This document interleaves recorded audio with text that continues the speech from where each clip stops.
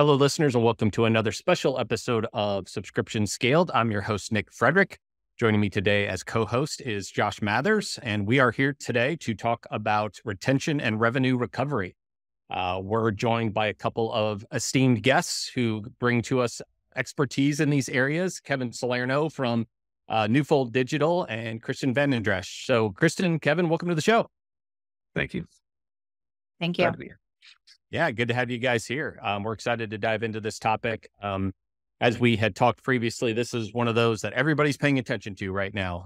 In a time of challenges around customer acquisition, it can be kind of a good plan to focus more on retaining the customers you've got than going out and trying to procure new ones. So I'm sure a lot of listeners will be very interested to hear your insights and what you guys have learned from your experiences in billing and payments. But Josh, I'll kick it over to you to get us started.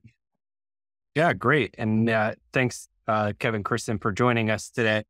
I think maybe the best place to start would be to, and Kevin, we'll start with you, but maybe give us a high-level overview from your perspective of the impact of retention. It's important just in subscription businesses in general. And especially, I think, for you in your role, more from the technical aspect, would be kind of good to kind of level set on that.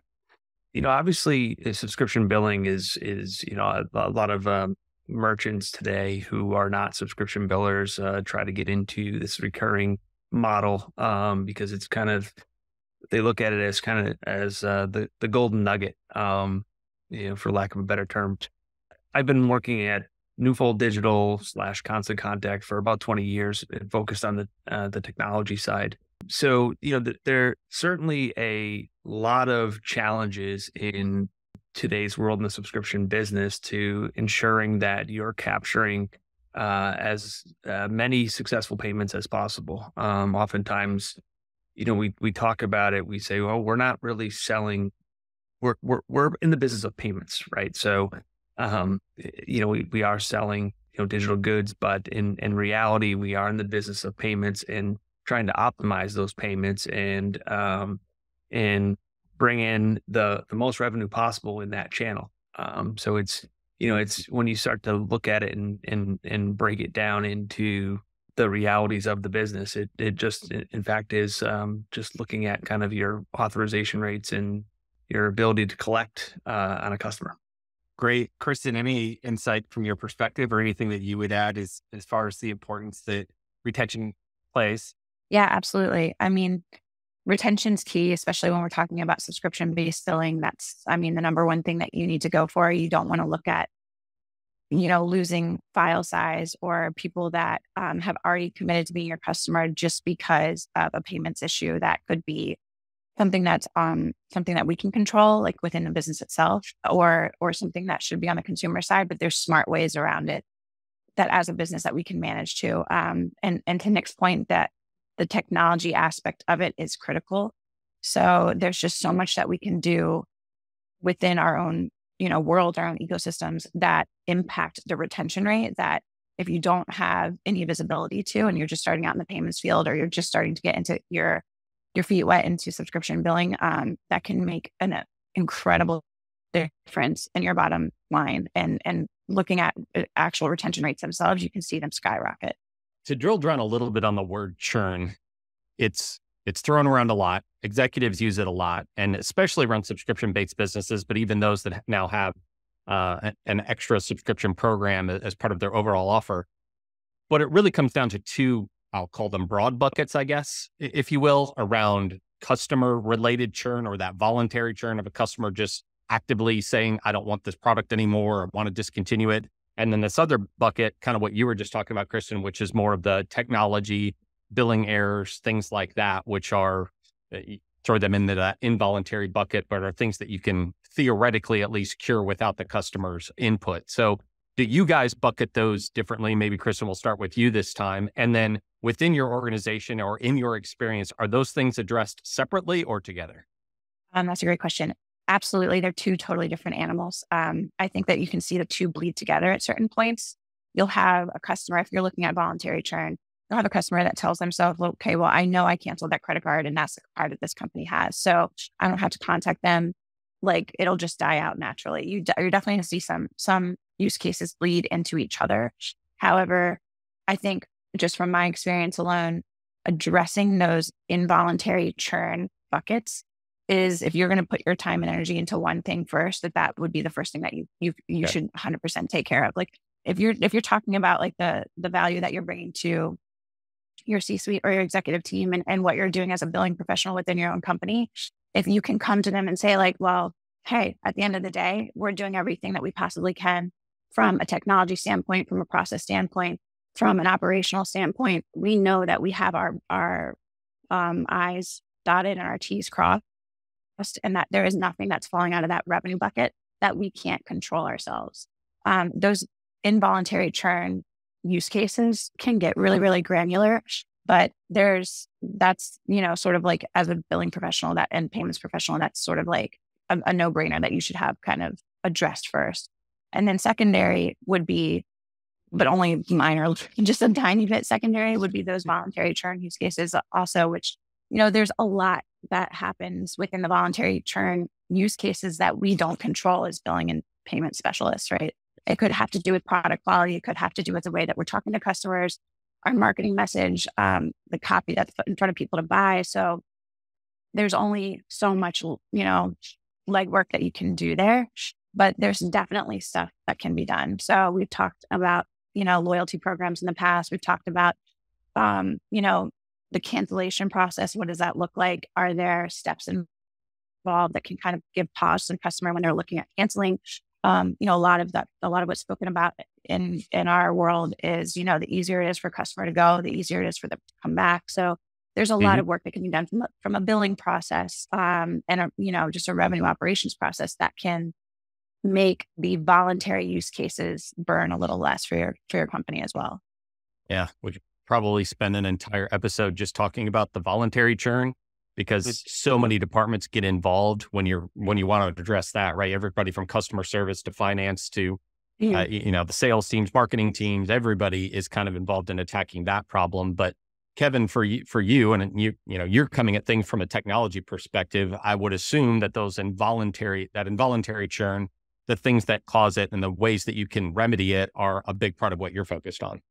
Yeah, certainly. I mean, I think Kristen made a good point of that they do kind of voluntary and involuntary do tend to bleed into each other a little bit in some cases. But being on the technology side, there's certainly a heavier focus on that involuntary.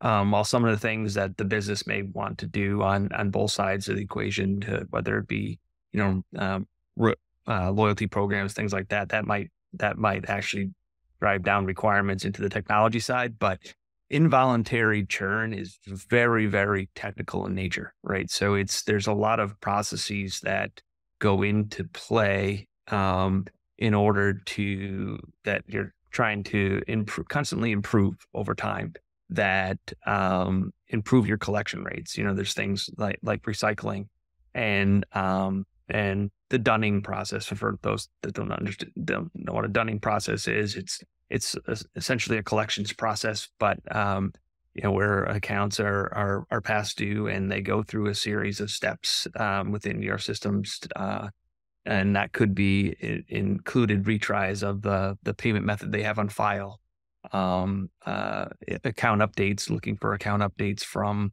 the issuers on that account. But there's many technology decisions that can be made, but first and foremost, you really have to make those decisions based on data. Data is really important on the technical side because there's certain things you may be trying that might not be working. They might actually have adverse effects. So we try to really focus on looking at the data and getting into some of the details around how successful we are on a certain practice, trying a payment on a Friday, for instance, that we assume is a payday, or 15th or a 30th. Things like that, that we really try to focus on. And that may change over time. It could change week to week. It could change issuer to issuer. So there's a whole host of things that you can do, but you really have to make sure that you're making data-driven decisions in technology and ensuring that you're getting the best ROI. do we maybe want to talk a little bit about what causes involuntary churn? Like what technically goes wrong in the process that causes you to not be able to bill a customer or not be able to collect a payment from them? And then if you can, if it makes sense to subdivide any of those, feel free. But Kevin, you want to keep going with that thought? I mean, the most common issue with is the lack of payment, right? So it's could be if it's a card on file, which the majority of our business is card on file.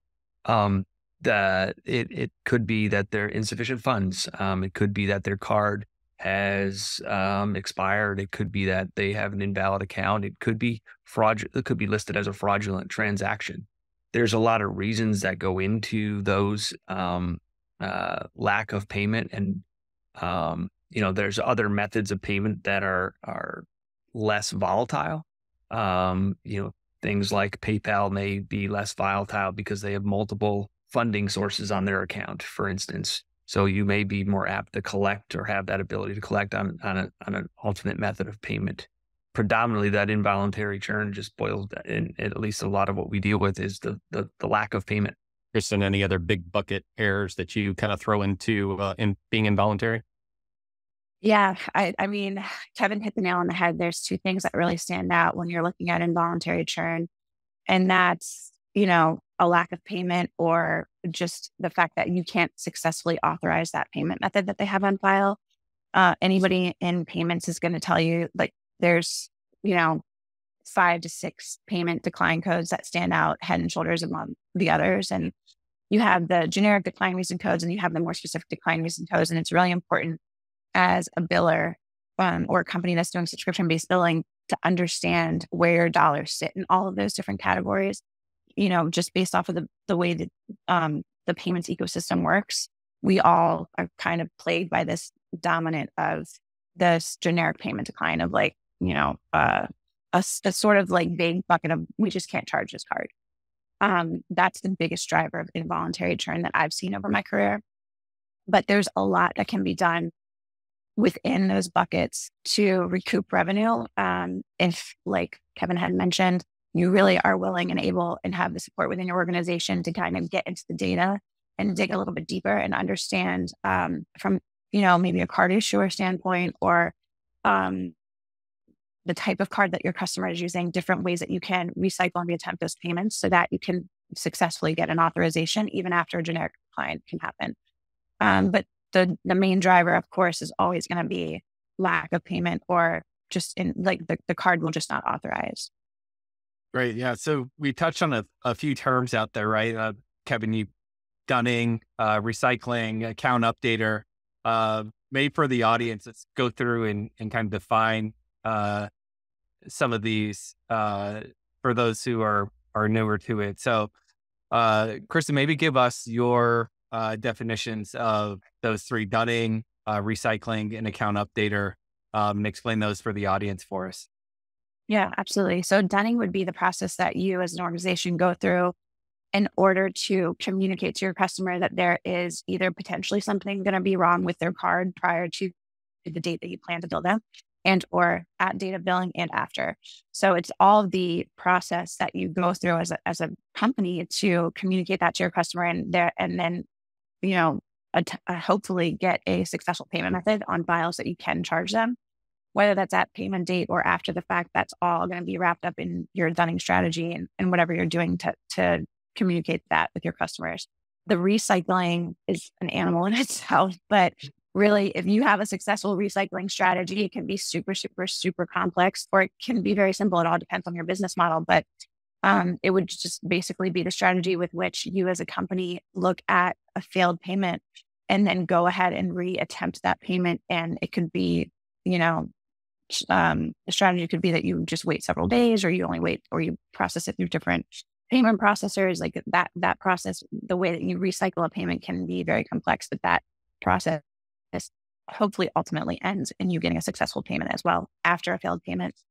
And then the third one, the account updater, is essentially just a process that you as a billing company would participate in with issuing banks, where as a participant in that process, you are able to retrieve from these issuing banks which you can access through different systems, an updated payment method, whether that is the actual card number itself or just the expiration date or a combination of the two, or just even information that that card is closed and you will not be able to get any update on that.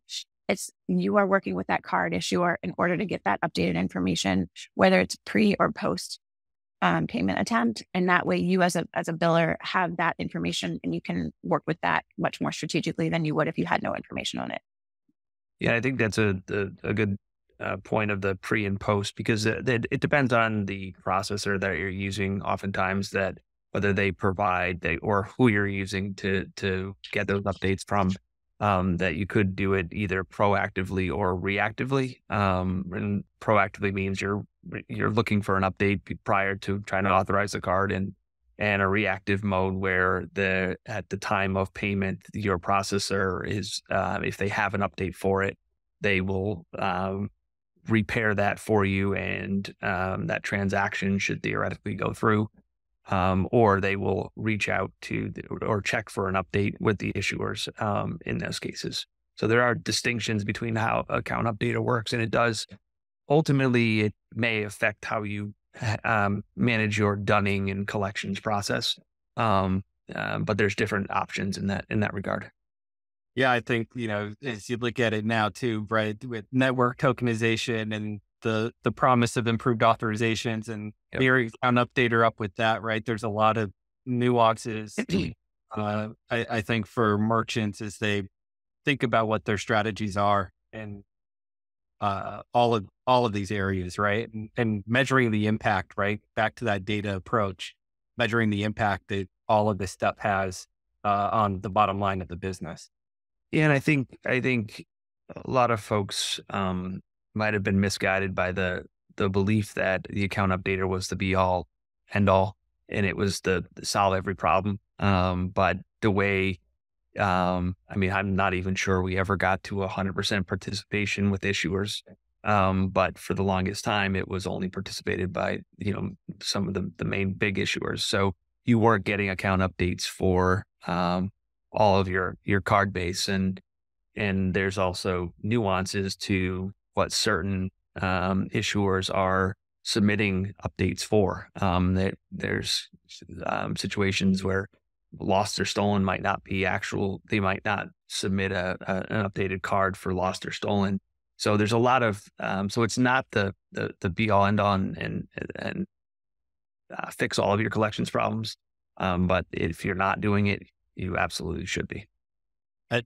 In both of your responses, I heard mention of your acquirer, your payment service provider, maybe even presenting through different ones for each transaction. Could you maybe explain a little bit? Because I think a lot of listeners might be surprised to hear that I can submit a payment one way through one processor, but I actually have other options if that payment is declined, such as potentially sending it through an alternative processor, changing the date that I'm sending it, changing the way that I'm sending it. Because again, I think a lot think I just send through an account number, I'd send through an amount, and that is what it is. So can you talk a little bit about what your experiences are around those differences and how it actually can be effective? And maybe Kristen, start with you. Yeah, absolutely. I think just out of my own professional experience, having multiple payment processors is just critical and very important thing to do. If you're a business of a certain size, you're going to need that redundancy, just from, a protecting yourself kind of a standpoint. But it also affords you additional benefits, which is what you're talking about, which is the potential to process a payment. If it fails through one gateway, one of your payment processors cannot authorize that payment, then you might have an opportunity to take that payment and to successfully authorize it through a different payment processor. And a great example of this is if you have sort of like whoever your payment processor is, there's typically a big bank that is sort of like the back end rails of that payment processor. And if you can find out, it's usually pretty easy to find out who that big bank is. But a very obvious example of this would be Chase. So Chase, as a payment processor, can provide you with a better opportunity to authorize Chase credit cards than let's just say like a Vantiv or a PayPal or anybody else, just because they have that exclusive relationship with their Chase card member. They understand what their spending rate is. They understand what their, what their, what type of card they qualify for. So in that event, if there's anything sort of like in the gray area when you're trying to process that Chase card through a Vantiv gateway or a different gateway, if you were to process it through the Chase gateway, then that's going to give you a better opportunity to authorize. But if you have opportunities even within those two, within that sort of same process to know like, okay, well, Chase cards typically, their billing cycle ends on the 23rd of every month. So if you have a bulk of money that's sitting there declined on Chase credit cards within your organization, then maybe you reattempt them on the 24th through your Chase gateway relationship. So that's kind of a bare bones, sort of very basic example, but that's a great way to go about being really intelligent with your payment routing and retry strategies. That's a really good real world example. Kevin, you have any similar stories? Yeah, just to further on that a little bit, there's additional use case where, if you're an international business, we've always had a multi-processor acquirer strategy where we've had redundancy in the processors, and there's certain level of challenges when you're processing internationally, especially when you're doing cross-border. So there's what we've seen over time was, having that failover ability or that chaining ability has allowed us to better our authorization rates or better our collections rates, because we are trying one processor, and in certain cases there might be what we've seen in Latin America, a lot of stuff gets marked as fraudulent, which in essence, it's not necessarily always fraudulent. It's just concern across the whole portfolio for you as a merchant, potentially in that region. So what we've seen is a transaction that's being rejected in Latin America where the acquirer in Latin America is actually being approved by a U.S. domestic acquirer. And so there's a lot of different things that multi-processor and acquirer strategy can help with. Right. And so I want to also go back to Account Updater. So I know, Kevin, I guess both of you talked about different ways, right? Pre-auth, post-auth. What learnings or considerations do you have in your experience with Account Updater? Is it better to do it pre? Is it better to do it post? Do you do both? What considerations are there when it comes to kind of optimizing Account Updater? I mean, for the most part, in my experience, we've used more so the reactive method. So where we're getting it after post authorization. But we've also in turn have changed some of our business model in some cases for some of our product offerings, where we are trying to pre-authorize a card ahead of time, and we try to see what the results of if we're pre-authorized before their technically their invoice date, and ensuring that this card is going to be approved. So that way we can reach out and ahead of schedule. So we've toyed with that. So in that essence, it almost becomes that's more of a proactive approach, because even though you're reactively doing it after the authorization, you're doing that prior to them invoicing. But for the most part, we've done it reactively. And a lot of that was because it was a technology decision too with some of our acquirers. That's one of the preferred mechanisms. It was kind of it makes the implementation a lot easier. So. Kristen, what have you experimented with or seen from an optimization perspective there? Okay. Well, Account Updater is, without a doubt, something that has to be done. It's the first thing that anyone will tell you if you're talking about a retention or revenue recovery. That's, the first thing on everyone's checklist. You have to be using Account Updater. But back to some points that we made previously during the call is really just a level set really only is probably going to cover a fraction of your, all the credit cards that you have on file. So when you are looking at what is your strategy and how are you going to approach using Account Updater to really dig into the data and understand like what impact are you going to have on your credit card file, and then and doing so that will kind of dictate whether or not you want to be more real time, getting that repair in a real time process, which a lot of account updater processes will allow you to do both either the reactive version or in the real time. So if I was sitting on my, or not saying, sorry, if somebody was attempting to bill me right now and I have a new credit card number, but they might not have that number in real time, there are processes that will update that so that the biller can process it right away so that you don't have to wait for it to be a reactive thing, but that's more expensive than the reactive process. So it's definitely going to be more financially optimal to look at the reactive processes. But in doing so, the best that I've ever seen and the way to manage it is to look at finding within your file those credit cards that need to be updated, either because you already know that their expiration date is out of range, and or you've had prior declines happen on that card that indicate that there's something wrong with that card. So you can be very strategic about how you approach account updater and taking those card numbers and processing them through that service in order to make sure that you're not sending good cards after good cards after good cards and just spending and burning money on updates that you do not need yet. So when we look at that reactive process, that's, in my experience, been the best way to approach doing it, especially considering that it's not going to touch your entire file.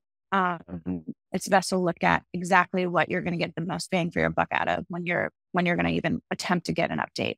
Completely makes sense. So I guess to round this section out, maybe share with us any other kind of technology considerations that you guys have seen, toyed with, played with, implemented, pulled out when it comes to dunning, recycling, account updater, or other ways that you have looked at retaining customers from an involuntary churn perspective. Kristen, we'll start with you. Okay, sure. I think, when you're looking at this part of your business and what you're going to try to work on, it all comes down to balance. Every piece of the puzzle is going to play a part in you being able to both retain revenue and to recover funds that maybe you weren't able to initially charge. So everything really works together. One thing that's stood out over the years for me that's been very successful is from a dunning perspective, making sure that when I communicate to customers that there could be something wrong with their card and or we already know that there's something wrong with their card and we weren't able to charge them successfully, making it so simple and easy for them once they open that email message that it's a one-click thing that, in prior experience, it's always been a button that just says, update payment method, and it just authenticates them immediately. They don't have to put in their username or their password. It just takes them to a very easy screen that just allows them to put into new payment credentials and see exactly what's outstanding. That's been super, super successful. Another thing that's been very successful from a recovery standpoint would be, kind of taking the concept of account updater and recycling and taking it a step further and looking at your ecosystem that you have for credit cards for your customers.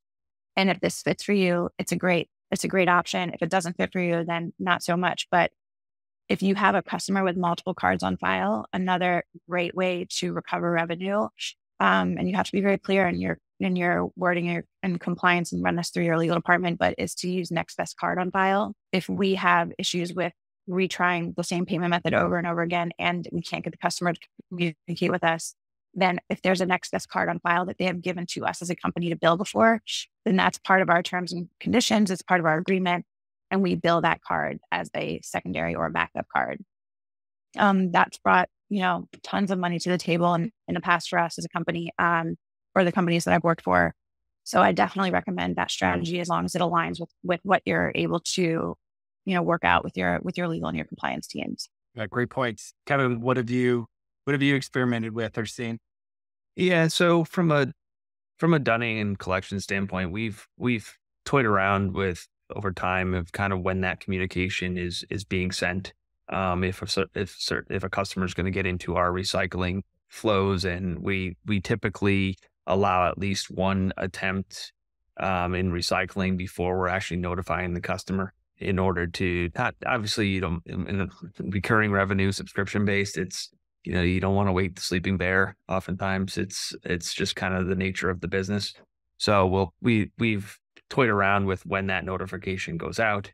The other thing that we're constantly changing kind of those recycle cadences where we toy around with certain decline codes and trying, like I was saying earlier, in different days of the week, times of the day.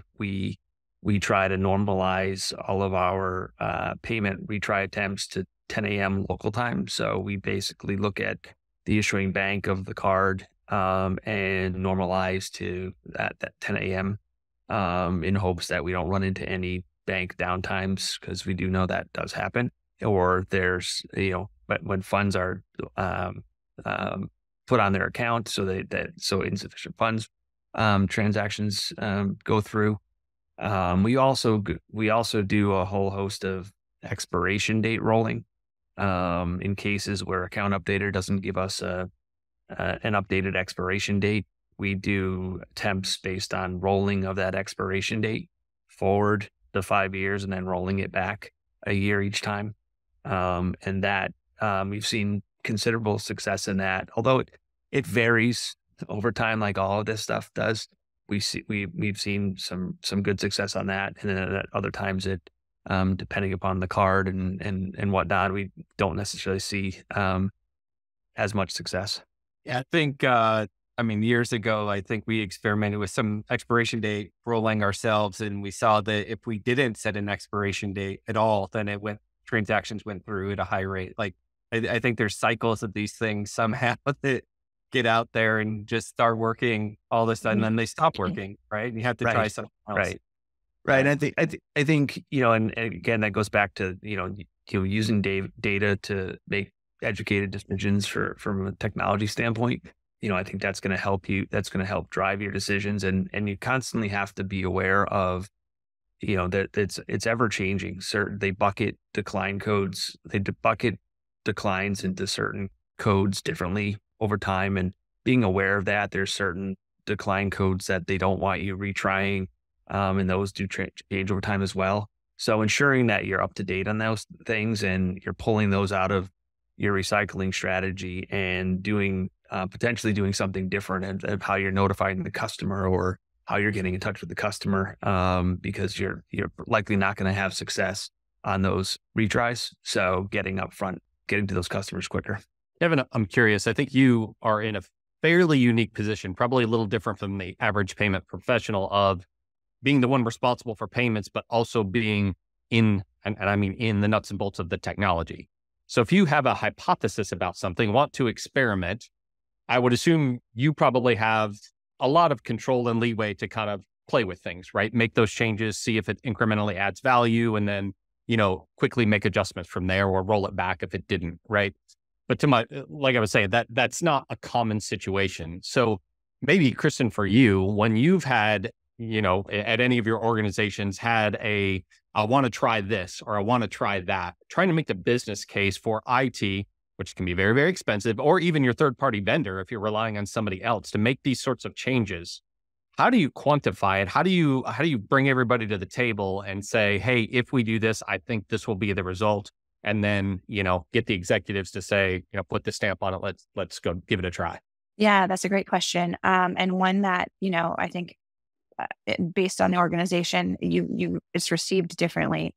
Without a doubt, the best thing that I have been able to do to be effective in that capacity over the years is to really, this is kind of a recurring theme for our talk, really, but is to get into the data. I mean, there's no two ways to shake a stick at it. Like, you just absolutely have to understand where the money sits within your organization. So where are we losing the most money?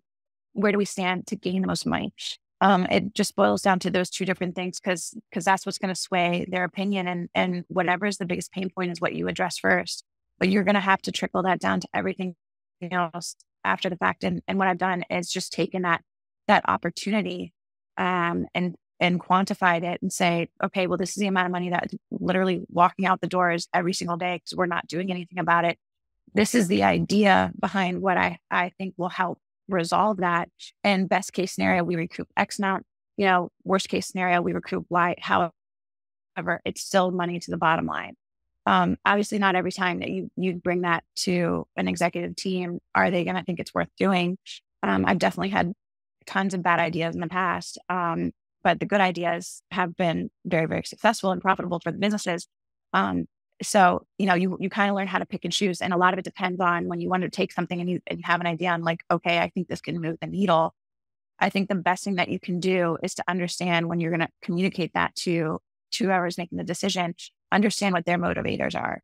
It's not always like, it's not just always a revenue goal. I mean, it has to be something that sits within your organization's like real just way that they do business, the way that they want to talk to their customers, the way that they want to treat their customers. So make sure that there's an alignment there between what you're asking to try to do and how it's going to impact the customers at the end of the day. Because as long as those things are in alignment and you're able to drive some significant revenue to the table, I think without a doubt, you'll find, you won't have somebody give you a hard time about trying something.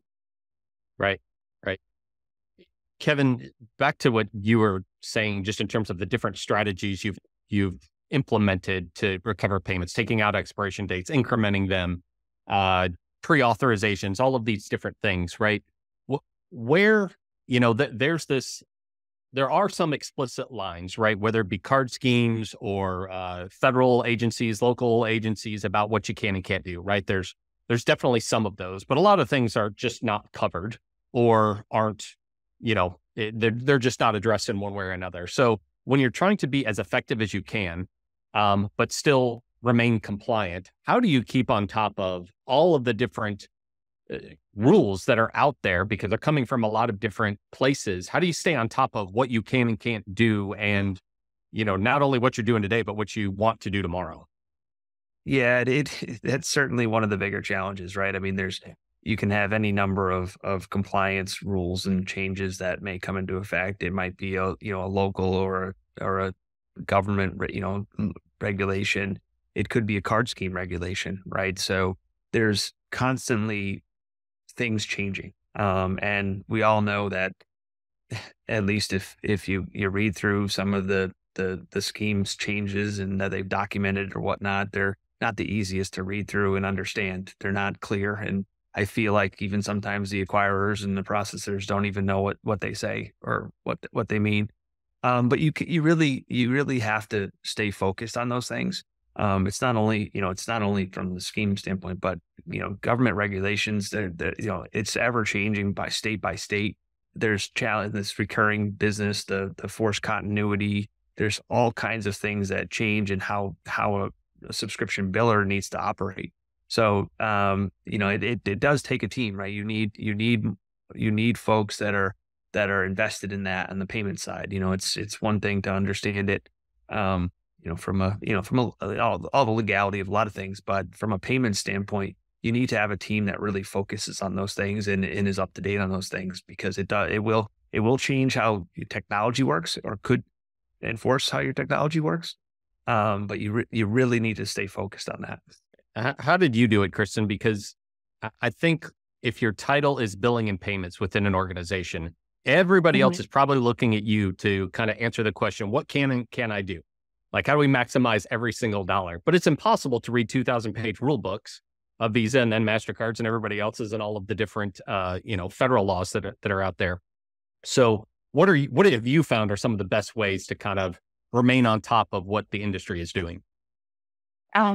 That's such a good question.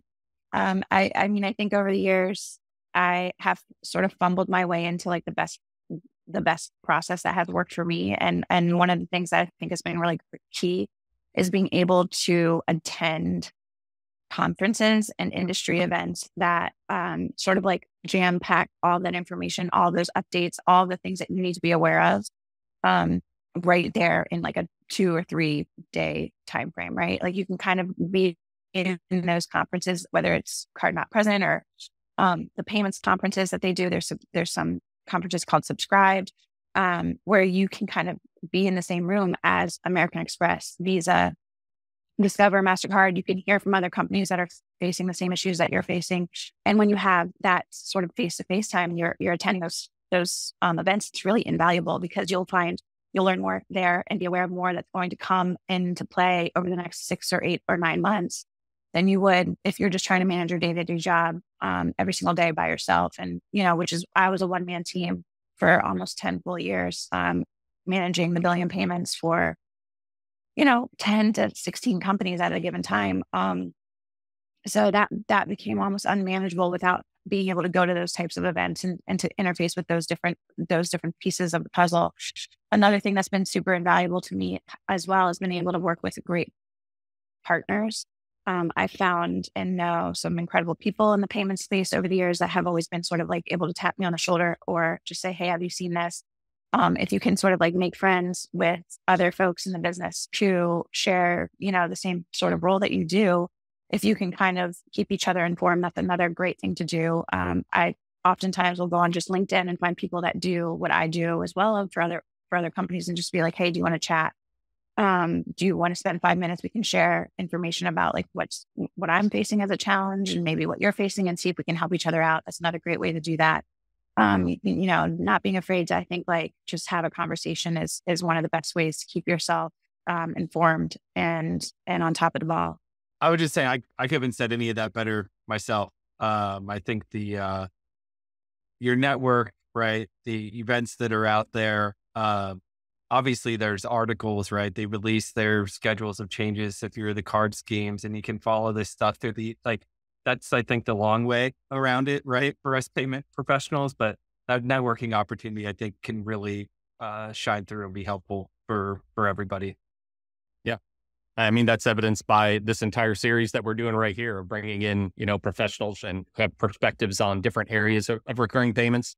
And for as much as ground as we've covered on those episodes and this one, we could take any of these topics we've talked about today and probably do a separate episode just on those. We could talk about decline codes, what they mean, do you recycle them? Do you not? How they've changed over time. I mean, we could go into the depths there, but there's just, there's really not time to do it. But I guess to kind of wrap us up here a bit, for you guys, for any listeners who may have tuned into this episode and said, I'm being charged with retention, with reducing our churn, maximizing our collections by our executives or my director, what have you. If there were top one or two things that they should take away from what we've talked about today, what would they be? And maybe Kevin, we'll start with you. I mean, I think I'd go back to the data, right? I think first and foremost, if you're not doing this already, you need to go and figure out exactly what are those benchmarks, what are those things we want to understand from our customer base and our inability to collect, whether, separating out the voluntary versus involuntary, and ensuring that once you've kind of broken that down into those buckets, you can kind of look at, let's get more deeper dive into the whys around involuntary. And in essence, the data doesn't lie, right? I hate to keep going back to it, but it really does tell you a lot about your customers' inability to pay you, right? So there's definitely things there that I think you might open up and see something that could improve your recurring transaction base significantly just by identifying some little portion of your customer base. So you might have a lot more success in that. Always a good one. Kristen? And I mean, it's not the most exciting answer, but I agree with Kevin. It's 100%. You have to get into the data. And I think that people hear that sometimes and it feels really intimidating because you might not be a data person. You might not just see yourself as that type of person. But at the end of the day, like there's no other way to figure it out. And if you feel like you're not a data person, you're staring at your data, and who is in your file and what kind of cards are in your file and where your declines are, and you don't know what to do. I think the best thing that you can do is just look at what's the biggest bucket. Where are we losing the most money? Start there and look at those cards and then try to better understand, like, okay, who and how and why are they falling in there? What are the days that we're charging them? Like the picture will sort of unfold from there. But if you can just start with the data, then 100% you're going to find ways to impact the bottom line and to drive revenue to your organization. And really at the end of the day, all you do is put one foot in front of the other and you'll end up figuring it out from there. Small change bring big reward. Right. Yeah. Well, that's a good segue into our other episode around payments reporting. We did a whole episode just on that topic. So if anybody's listening to this one first, I would highly recommend going back and listening to that one. But guys, thanks again for the time today. This has been a great discussion. A lot of great points around where to start and where to dive into to retain those hard-earned customers. And we really appreciate the time today. So thanks once again. Thanks for having us. Yep, no thank you. problem.